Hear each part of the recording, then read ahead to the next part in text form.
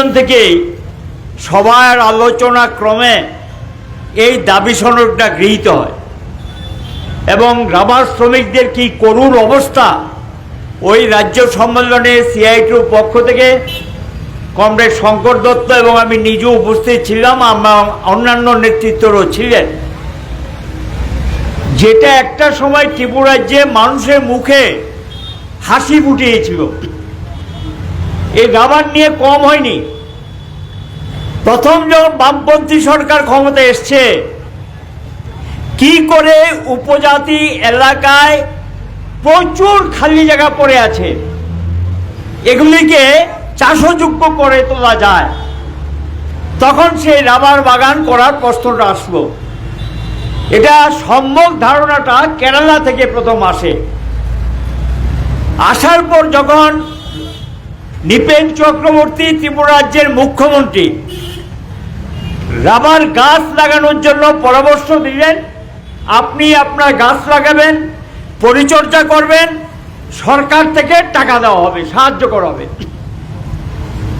কিছু লাগালেন। তৎকালীন উপজাতি যুব সমিতি, এখন যেটার নাম পাল্টাতে পাল্টাতে গড়াতে এখন এটার নাম হয়েছে মথা। একই লোক, একই চেহারা, একই ব্যক্তিরা।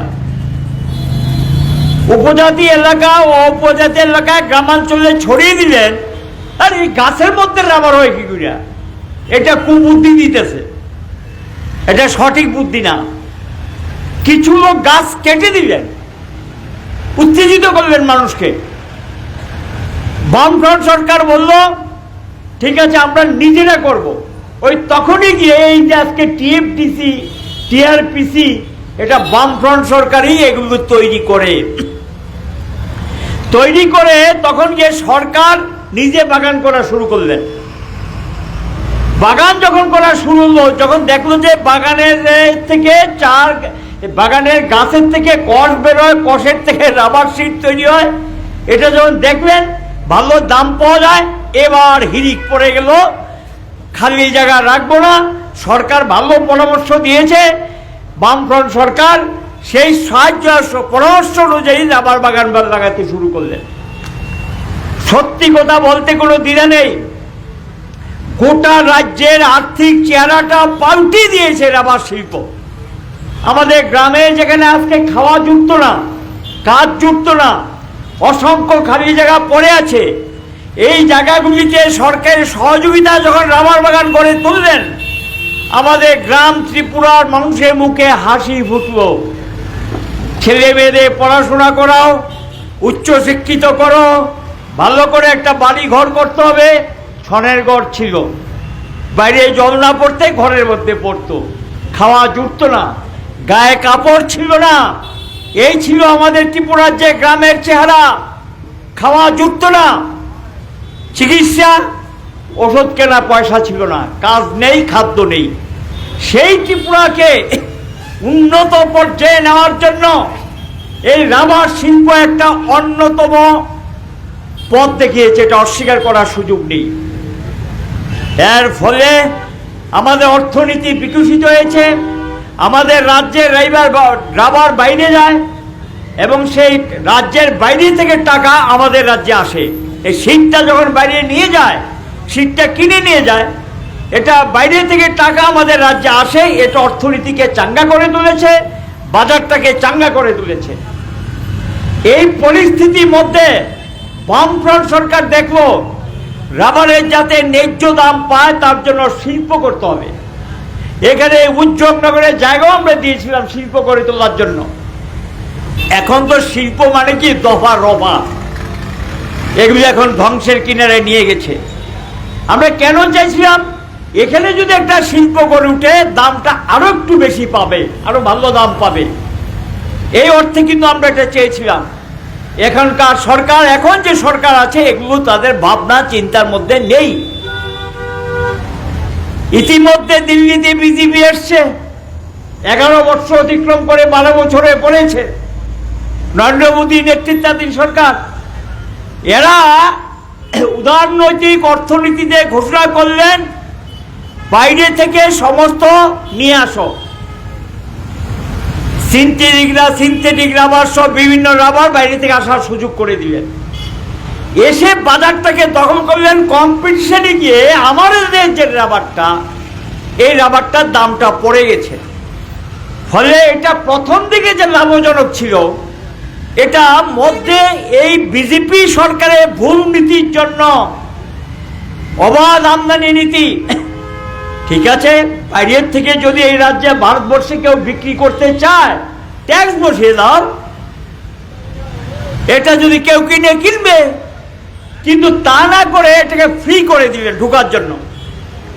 এতে করে ত্রিপুরার যারা চাষি, কেরালার যারা চাষি বা অন্যান্য রাজ্যে যারা রাবার চাষি, তাদের সেখানে রাবারের যে দামটা তারা পেতেন, সেই দামটা থেকে কমে গেছে। স্বাভাবিক কারণে বাগান মালিক যেমন ক্ষতিগ্রস্ত হয়েছে, শ্রমিকও ক্ষতিগ্রস্ত হয়েছে। সেই বাগানি শ্রমিকরা কাজ করে আজকের দাবি সরাতে হতে দেখবেন, আমরা বলেছি রাবার শিল্পকে রক্ষা করতে হবে। এখন রাবার বাগানের মালিক যারা, আমরা মনে করি না তারা টাটা, আম্বানি বা ধরুন আদানি, এটা মনে করি না। আমরা মনে করি তারা একটা সাধারণ মালিক। তারাও বাঁচুক, শ্রমিকরাও বাঁচুক। বাগান থাকলে শ্রমিক কাজ পাবে, সেই শ্রমিক আবার কাজ না করলে বাগান থাকবে না। কাজে এখানে সম্পর্কটা হতে হবে, বাগানের মালিককে বুঝতে হবে এই বাগানটাতে আমি যাতে যেমন রোজগার করব, সেই শ্রমিকরা যদি কাজ না করে আমার এখানে তো রাবার চাষ হবে না, উৎপাদন হবে না। কাজে তাকেও এখানে হাত বাড়িয়ে দিতে হবে, সহযোগিতা বা সাহায্যের জন্য মজুরিটা বাড়াতে হবে, সুযোগ সুবিধাগুলো দিতে হবে। যদি সুযোগ সুবিধা পায়, উৎসাহ বাড়বে, উৎসাহের সঙ্গে কাজ করবে, উৎপাদন বাড়বে। উৎপাদন বাড়াতে গেলে শ্রমিককে বাদ দিয়ে উৎপাদন বাড়ানো যায় না, শ্রমিককে খেপিয়ে উৎপাদন বাড়ানো যায় না। তার জন্যই সেখানে উৎপাদন বাড়ানোর জন্য শ্রমিকদেরকে উৎসাহ দিতে হবে। আমরা বলেছি যারা রাবার বাগানে কাজ করে এই শ্রমিকদের মজুরি আরো বাড়াতে হবে। যেই মজুরি দেয় এই মজুরি তাদের হয় না, এই মজুরিতে তাদের চলে না, সেই মজুরি তাদের বাড়াতে হবে। এখন প্রশ্ন হল, এই মজুরি বাড়ানোর পর শিল্পটাকে টিকিয়ে রাখার জন্য আপনারা জানেন ক্ষুদ্র যারা রাবার গ্রোয়ার্স, তাদেরও একটা সংগঠন আছে, এটা কৃষক সংগঠনের সঙ্গে যুক্ত। আমরা এখানে দরকার লাগলে কৃষক সভার সঙ্গে কথাবার্তা বলে ওই সংগঠন সহ যৌথ আন্দোলন গড়ে তুলব। আজকে যে দাবিগুলো, সেই দাবিগুলো নিয়ে আমরা শিল্পটাকে রক্ষা করার জন্য শিল্প দপ্তরে একটা প্রতিনিধি দল গিয়েছে। তারা গিয়ে বলবে শিল্প দপ্তরের দায়িত্ব ভর্তুকি দেওয়া, শিল্প দপ্তরের দায়িত্ব বাগানগুলোকে রক্ষা করা, শিল্প দপ্তরের দায়িত্ব এখানে রাবারকে কেন্দ্র করে শিল্প গড়ে তোলা। আর আরেকটা হলো টিএফডিসি, সরকারি একটা প্রতিষ্ঠান, লাভজনক প্রতিষ্ঠান ছিল, কি জানি কি কাণ্ড কীর্তি করছেন, এটাকে ধ্বংসের কিনারায় নিয়ে যাচ্ছেন। এই বাগানে শয়ে শয়ে শ্রমিকরা আগে কাজ করতেন, এখন একটা ভালো অংশ যাদের কাজ চলে গেছে। আর বাগানের জায়গাগুলো কি মন্ডলের নেতা, কি ওই পঞ্চায়েত তো ভোটে জিতিনি, এডিসিও ভোটে জিতিনি, আর এডিসি তো এখন ভোটই করে না, ভিলেজ কমিটি নির্বাচন হয় না। এরা নেতা, গায়ে মানে না আপনি মুরগ, জনগণের ভোটে তারা নেতা না। তারা গিয়ে সেখানে সেই সমস্ত বাগানের জায়গা দখল করা, অন্য কিছু গড়ে তোলা, এগুলো করছে। এটা হওয়া উচিত না। রাবার বাগানের জায়গা অন্য কাজে ব্যবহার করা ঠিক না। বাগানের জায়গা বাগানের জন্য ব্যবহৃত হবে। এই রাজ্যের বামফ্রন্ট সরকার উপজাতি এলাকায় উপজাতিদের আর্থিক বিকাশের জন্য একটা দুর্দান্ত পদক্ষেপ নিয়েছিলেন বামফ্রন্ট সরকার। সেটা কি? বিশাল পরিমাণ জায়গা উপজাতিদের মালিক করে দিয়েছেন, অ্যালটমেন্ট দিয়ে বন্দোবস্ত দিয়েছেন। তোমরা বাগান করো, আনারসে বাগান করতে পারো, রাবারে বাগান করতে পারো, ফলের বাগান করতে পারো, বা অন্য কোনো চাষবাস করতে পারো, কোনো আপত্তি নেই। এটা ভারতবর্ষের অন্যান্য রাজ্যের দৃষ্টি আকর্ষণ করেছিল। এতে করে গিয়ে সাধারণ মানুষ সেখানে বাগানের মালিক হয়েছেন এবং বাগানের মালিক হয়ে এই সুযোগটা তারা পেয়েছেন। আজকে সেখানে দেখা যাচ্ছে এই বাগানগুলির মধ্যে কিছু কিছু মধ্যস্বত্বভোগী হস্তক্ষেপ করছেন। গরিব ছোট্ট বাগান করেছেন, যে আয় হয় পোষায় না, ছেলে মেয়েকে বাইরে পড়াশোনা করাতে চান, তিনি তখন তার এই আর্থিক সুযোগের নামে কিছু লোক সেখানে এই বাগানগুলো হাতিয়ে নিচ্ছেন, যেটা আগে ছিল না, বামের আমলে একটা ছিল না। এখন দেখা যায় ছোট মালিক যারা রাবার বাগানের, এদেরকে গিয়ে লোক টোক দেখিয়ে তাদের থেকে বাগানটা তারা নিয়ে নেওয়ার চেষ্টা করছেন। এটা আমরা সমর্থন করি না। সরকার জায়গায় যাকে জায়গা দিয়েছে সেই হবে বাগানের মালিক। এটা হস্তান্তর করা যায় না, এটা আরেকজনের কাছে বিক্রিও করা যায় না। কিন্তু লিখিত পরিত নাই, লিখিতভাবে কিছু নেই, সেখানে গিয়ে অন্য কায়দায় এই ধরনের বাগানগুলো হাতিয়ে নেওয়ার চেষ্টা করছে। এটা হলো এডিসি এলাকায় কাজ নেই, খাদ্য নেই, উন্নয়ন নেই, কিচ্ছু নেই। আমার আগে একজন বক্তৃতা করেছে, খুব সংক্ষেপে হলো সুন্দরভাবে কিন্তু তিনি বিষয়টা উপস্থাপিত করেছে যে ট্রাইবেল এলাকার অবস্থাটা কি। এখন স্বাভাবিক কারণে তাকে তো বাঁচতে হবে, খেতে হবে, বাগান ছেড়ে দিচ্ছে, বাগান হাতছাড়া হচ্ছে। এখানে যে সরকারটা আছে এই ভাষা তারা বুঝতে চায় না বিজেপি। আমাদের দায়িত্ব যার বাগান তার হাতে থাকুক, সেই বাগান রক্ষা পাক, আমাদের শ্রমিকরা সেখানে কাজ পাক, উভয়ে মিলে সুন্দরভাবে বাগানগুলো পরিচালিত হোক, আমাদের রাজ্যের অর্থনীতিটা বিকশিত হোক, এটা আমাদের মূল লক্ষ্য। টিএফডিসি যারা আছেন তাদের উদ্দেশ্যে বলবো, আপনারা নতুন করে ভাবুন। বাগানগুলোর অনেক রাবার গাছ নষ্ট হয়ে গেছে, সেই গাছগুলো লাগানোর চেষ্টা করুন। বাগানে নাকি চুরিদারি হয়, এগুলো তাদের বক্তব্য। ধরুন, ব্যবস্থা নিন। কে না করেছে? শাসক দলের লোক যদি এই কাজ করে পুলিশ তাকে ধরবে? পুলিশ তাকে ধরে না। এখন কি চলছে? যে চুরি করছে, যার বিরুদ্ধে অভিযোগ করছেন, গিয়ে দেখবেন সে থানায় বসে আছে। এই চলছে ত্রিপুরা রাজ্যের রাজত্ব। যে মেয়েদের উপর নির্যাতন করে,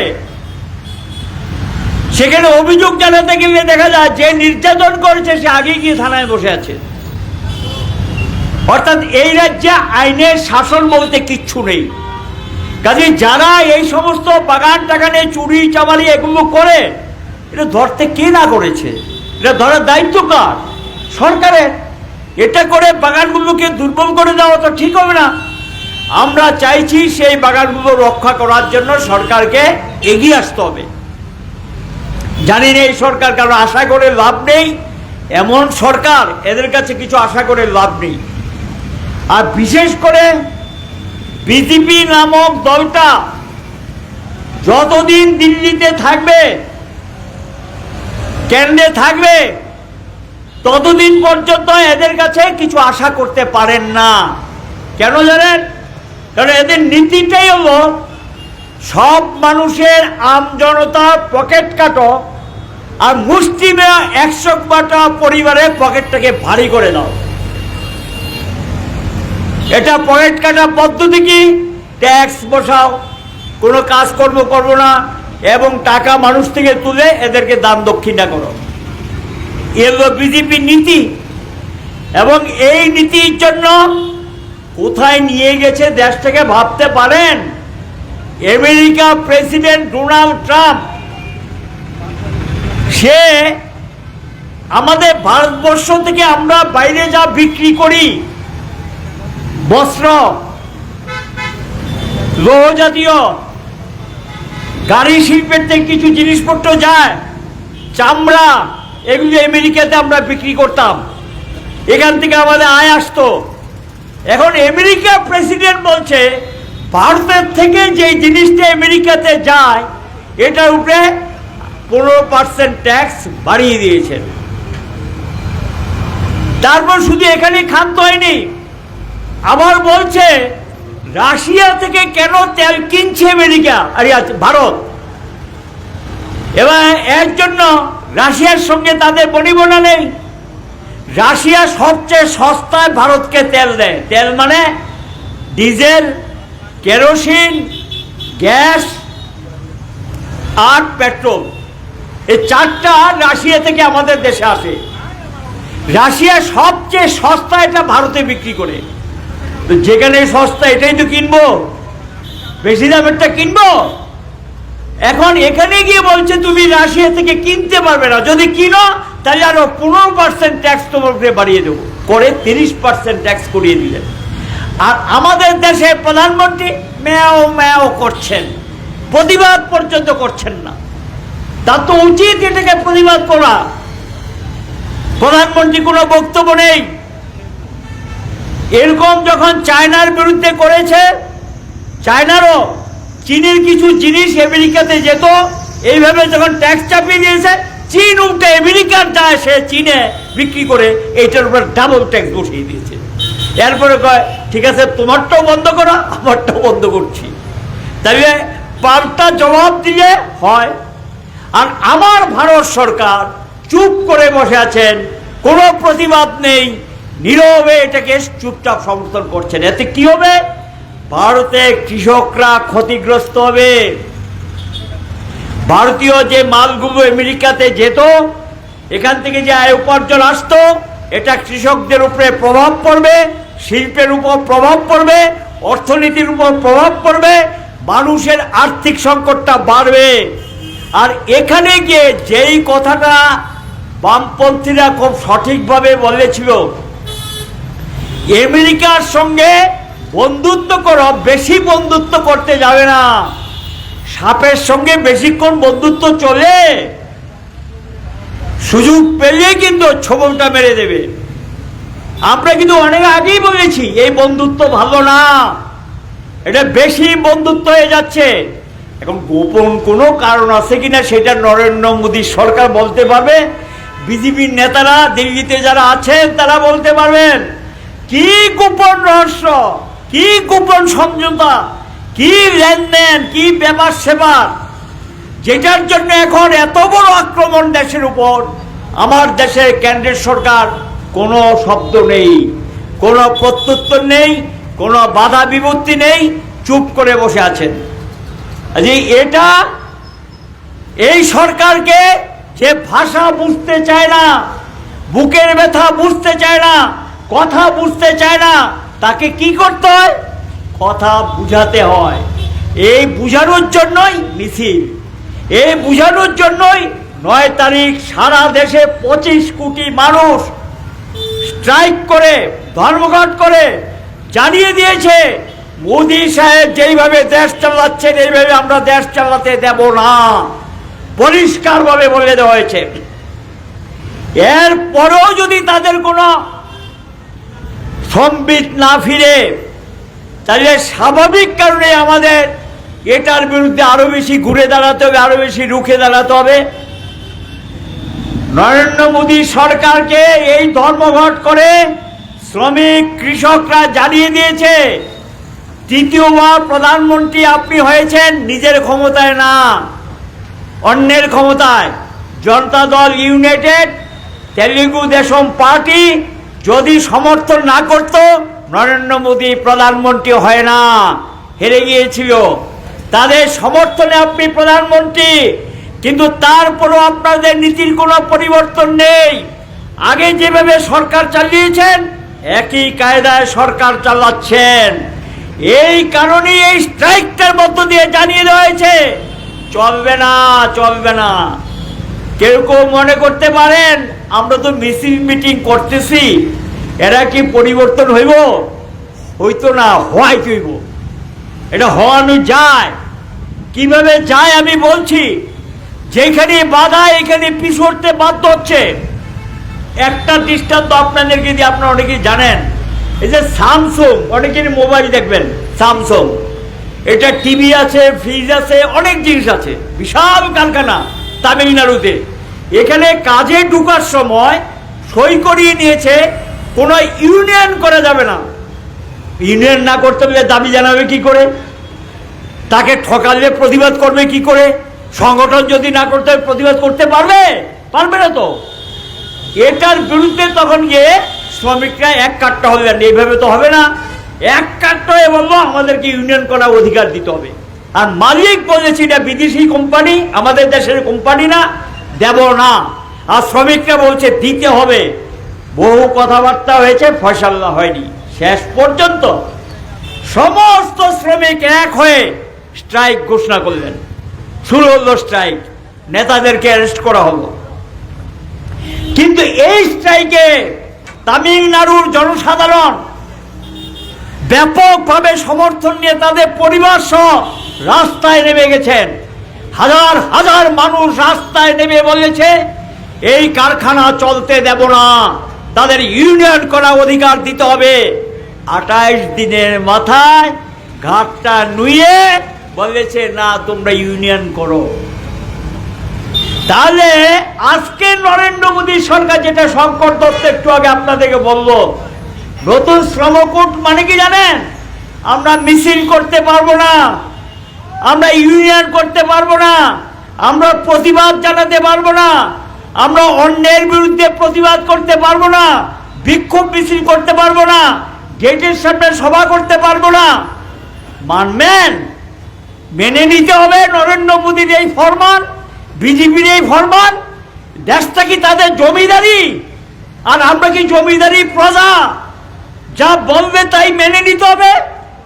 এই দেশটা বিজেপি জমিদারি না, বিজেপির তালুকদারি না। এই দেশটা হলো ভারতীয় জনগণের, এই দেশটা হলো শ্রমিক কৃষকের। এরা সংখ্যায় 90%। এরা এই দেশ চালাবে, এরাই এই দেশ চালানোর মূল শক্তি। শ্রমিক যদি কাজ না করে, কৃষক যদি উৎপাদন না করে, দেশ চলবে? এই দেশ চলবে না। আজকে তারাই উপেক্ষিত, তারাই সবচেয়ে বঞ্চিত, তারাই সবচেয়ে ক্ষতিগ্রস্ত। তাদেরকে আজকে দেওয়ালে পিঠ থেকে গেছে। কাজেই দেওয়ালে পিঠ থেকে গেলে পেছনের দিকে যাওয়ার কোনো রাস্তা নেই। তাহলে কি করতে হবে? এবার ধাক্কাটা দিয়ে রাস্তাটা পরিষ্কার করতে হবে। আমাদের রাস্তা যদি কেউ আটকানোর চেষ্টা করে, সেই রাস্তা আমরা ধাক্কা দিয়ে সরিয়ে খুলিয়ে সামনের দিকে এগিয়ে যাব। এবং এটাই হবে শ্রমিক শ্রেণীর আন্দোলন, এটার নামই শ্রমিক শ্রেণীর সংগ্রাম। এই সংগ্রামী ওই যে দিল্লির মসনদে যারা বসে আছে, রাজ্যের মসনদে যারা বসে আছে, যারা মানুষের ভাষা বুঝতে চায় না, তাদেরকে ভাষা বোঝানোর জন্য আমাদের এক কাট্টা হতে হবে, ঐক্যবদ্ধ হতে হবে। আমাদের বক্তব্য, আপনি বিজেপি করেন, আপনি কংগ্রেস করেন, আপনি মথা করেন, যেই দলই করেন, দোকান তো একটা নাকি? সেই দোকান থেকে তো আপনাকে খেতে হয়। তাহলে কি পার্টি করেন? আপনার পার্টি খালি জিনিসের দাম বাড়ায়, আপনি প্রতিবাদ করবেন না? আপনি কি পার্টি করেন? যেই দল বেকারে কাজ দেয় না, দেশটাকে লুটপাট করছে, রাস্তার টাকা খেয়ে ফেলে, জলের টাকা খেয়ে ফেলে, স্কুলের মাস্টার নেই, হাসপাতালের ডাক্তার নেই, যেখানে যান নাই নাই নাই নাই নাই। যাও কিছু রেগার কাজ পেতেন, এটাও বোধ এখন 30 দিন, 35 দিন, 40 দিন। মজুরি তো বললে লাভ নেই। যারা কাজ করে না তারা নাকি কি মন্ডল টন্ডল, তারা নাকি শুনলাম পূর্ণাঙ্গ মজুরি পায়। আর যারা কাজ করে তাদের মজুরি অর্ধেক, কারো 3 ভাগে 2 ভাগ। কাজ করার পর এই পয়সা ব্যাংকে ঢুকে, তাও আবার নির্দিষ্ট সময় না। তার জন্য আবার বিডিওকে ঘেরাও করতে হয়, বিডিওর কাছে ডেপুটেশন দিতে হয়। মানে 200 টাকা পাওয়ার জন্য 3 বার লেফট রাইট করো। এই লেফট রাইটে অটো ভাড়া সহ হিসাব করলে 200 টাকা ভিতরে 150 টাকা গেছে অটো ভাড়া। তাই তো চলছে। কি চলছে এটা? আগে তো এরকম ছিল না। বামফ্রন্ট সরকারের সময় যার যার টাকা ব্যাংকে ঢুকে যেত। আজকে 12-এর কাজ দিতে পারে না, রেগার কাজ দিতে পারে না, ছেলে মেয়েদের চাকরি ব্যবস্থা করতে পারে না, কাজের ব্যবস্থা করতে পারে না, এটাকে কাজের সরকার বললো? এটাকে কাজের সরকার বলা যায়? এটা হলো অকর্মণ্যের সরকার, কোনো কাজের সরকার না এটা। কাজে এদের কাছে এগুলো আশা করে লাভ নেই। এরা বলছে দেশের পরিবর্তন হয়েছে, আপনাদের রাজ্যের নাকি মারাত্মক পরিবর্তন হয়েছে। হয়েছে? কার পরিবর্তন হয়েছে? যারা বিজেপি নেতা মন্ত্রী থেকে শুরু করে ছোট থেকে উপর পর্যন্ত তাদের চেহারা পাল্টে গেছে, তাদের চেহারা পাল্টেছে, কিন্তু সাধারণ মানুষ তাদের চেহারা পাল্টেছে। এমনকি বিজেপিকে যারা ভোট দিয়েছেন, বিজেপিকে যারা সরকারে এনেছেন, আপনাদের চেহারা কিন্তু পাল্টায়নি, কিন্তু পাল্টিয়েছে কি আপনাদের নেতাদের চেহারা পাল্টে গেছে। এবং এটা দিয়ে সামগ্রিক চেহারা, বামের আমলে চেহারা পাল্টিয়েছিল। কাদের চেহারা পাল্টিয়েছে? আমজনতা সকলে বলে বামের আমলে তো দুর্নীতি হইতো। বামের আমলে দুর্নীতি আর বিজেপির আমলে দুর্নীতি এক না। বামের আমলে একটা বাতাসা যদি পড়ে থাকতো, সেই বাতাসাটা বুঝে দেখবেন পিঁপড়া লাইন দিয়া খায়, আবার লাইন দিয়ে আসে, আবার খায়, আবার লাইন দিয়ে আসে, আবার খায়, আবার লাইন দিয়ে আসে, খায়। এটা শেষটাও পর্যন্ত লাইন দিয়ে সবাই মিলিয়ে খায়। তো বামের আমলে বাতাসাটা খাইতো সবাই, আর এখন আস্থা বাতাসাটা কে খায়? মন্ডল।